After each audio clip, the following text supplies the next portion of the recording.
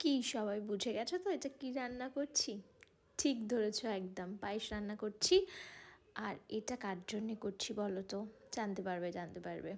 আমার না লাল পায়েস খুব ভালো লাগে, মানে দেখতে ভালো লাগে। আমি নিজে তো খাই না, পছন্দও করি না। তো সেইভাবেই সেই অনুযায়ী করছিলাম পায়েসটা। আর পায়েস কেন করে? কারণ হচ্ছে জন্মদিন, তাই বাড়িতে কারোর জন্মদিন হলেই তো পায়েস রান্না হয়।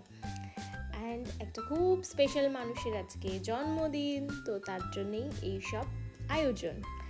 কিছুই সেরকম করতে পারিনি আমি, পরের ভিডিওতেও আসবে। তো কী কী করেছিলাম সেগুলো ডেফিনেটলি তোমাদের সাথে শেয়ার করবো। তো সকালবেলা উঠে যেটা আমার কাজ ছিল পায়েস রান্না করা, মোটামুটি মা রান্নাই করেছিল যেরকম হয়, খুব একটা হাইফাই কোনো মেনু হয়নি, যেরকম নর্মাল হয় সেরকম। কারণ মা খুব একটা কিছু খেতে ভালোবাসে না, শুধু মাছটা বেশি ভালোবাসে খেতে।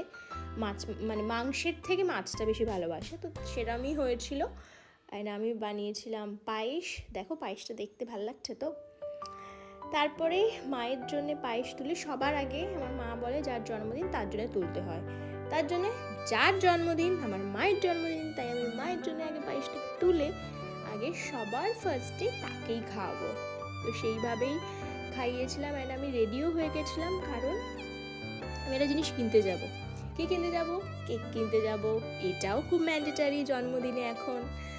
তো সেটাই চলে গেছিলাম নিয়ামতে, আর পছন্দ করে নিয়েও এসেছিলাম।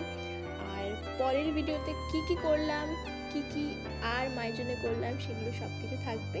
তো খুব তাড়াতাড়ি দেখা হচ্ছে নেক্সট ভিডিওতে। Till then take care, tata.